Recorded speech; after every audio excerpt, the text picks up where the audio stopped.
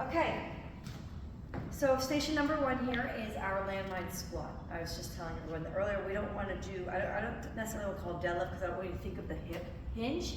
It is a squat. It's important that your toes go out.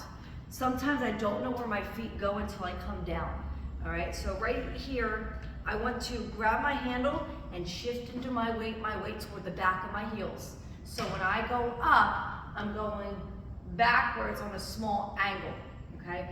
Notice where my feet are in relation to the plate. They're almost like a little bit behind the plate line, okay? Sometimes I see us try to go too far back or too far forward. So I shift my butt back and I stand up. So I feel like they're a little wide, so I'll move my feet a little closer there. Toes will go out. And now look at this, my arms are straight. I'm totally relaxed as if I'm laying against the wall. I'm not standing like this. This here will put tension on your low back. I am totally relieving my low back. I'm going to keep my chest up, my arms stay straight, and that's as low as I can go without rocking forward to the floor. If I move up forward more on the platforms, I probably can get to the floor. But for right now, that was my sweet spot. So I'm gonna come down as low as I can, and I would like a nice little pulse at the bottom, okay, so we're not swinging and bouncing. So I'm gonna hold it here, up, and down. And when you put it down, don't even, if you have to, just let it go. Right? I don't want to see you hunching over to put it down gently and then hurt your low back. All right, so we have 10 to 12 reps of these. I'm going to say 4 to 6 sets.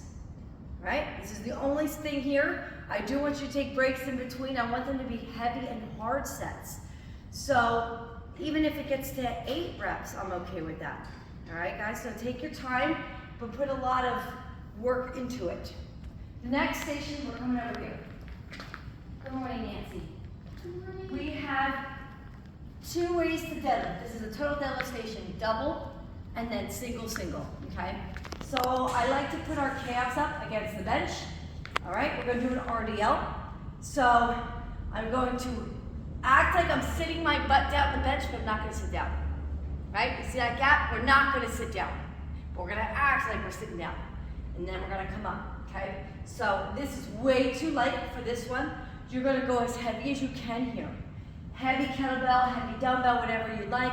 Somewhere in the 25-pound range for double dumbbells if you can do that. You can also hold them on the outside if you're hitting the bench and you have good form. Just take a step away and pretend like you're trying to sit on the bench again. Then you're gonna grab a medium weight kettlebell. What you're gonna do is you're gonna kneel on the bench. Look how my inner foot is hanging off on the inside, okay? I'm going to put this leg out straight and I'm gonna sit. What I'm gonna do here is I'm gonna hold this out and away. I'm gonna come up forward, squeeze this glute forward, and then sit back again. So you can sit on your foot too. What you're gonna feel here is you're gonna feel the inner thigh on this leg, and you're gonna feel the glutes on this leg. Sometimes if I need to get deeper, I might even just move my foot and I might have to play. I noticed that when we were practicing with these the other day, a lot of the ladies had different positions that felt better for them. All right, this is not gonna be your heavy lifting. You're not gonna be like, oh my gosh, I can't get one more rep. It's kind of like a mobility recovery work in between your heavy deadlifts, working your glute and your hamstring. So again, this is gonna be that inner thigh, back of the leg, glute connection work here. All right, and a slight one-on-one on the bench. So with this one, you're gonna do about 15 by 15 per leg, and then go back to your heavy deadlift. Okay, so right, if I went on this leg, now I'm gonna move over to this side, put this leg out straight, I'm gonna sit back, and I'm gonna lift. Sit back as far as you can, and then lift, all right? So that's our deadlift station. Next, we have our curtsy lunge.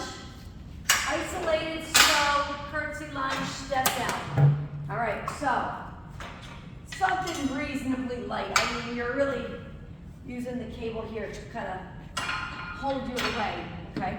So you're gonna hold on here.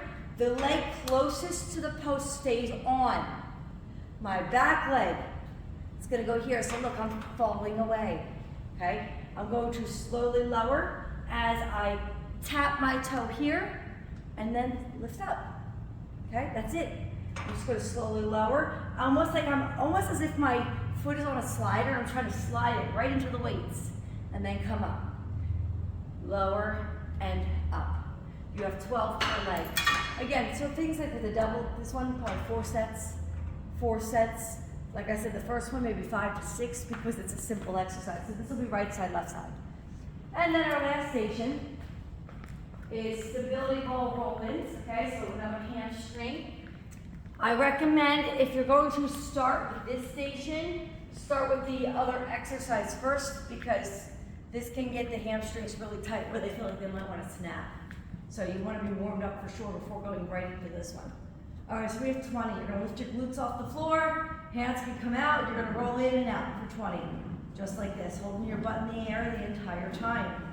All right, and then our second exercise here, and I need a kettlebell. Pretend I'm holding my kettlebell or dumbbell. I often liken it to like a grandfather clock, but it's like a rock squat. So I'm just like this, letting that kettlebell kind of swing. So this is 1, 1, 2, 2. Again, engaging inner thighs. It's a lot of inner thigh hamstring work today, and we have 20 of them. If you are someone that doesn't like to get up and down, up and down, do 3 sets in a row, 3 sets in a row. Okay? That's everything.